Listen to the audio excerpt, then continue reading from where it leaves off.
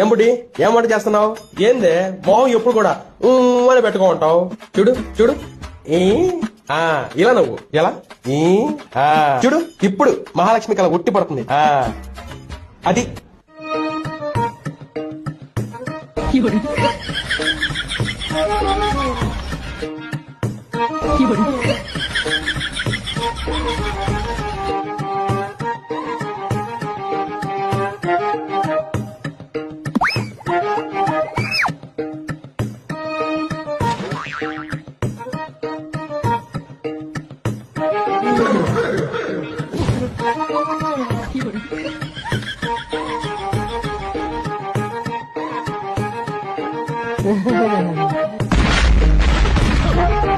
అమ్మ తల్లా నీకు ఒక దండన ఏదో తెలియక చెప్పాను అసలు నోరే తెరవమాక.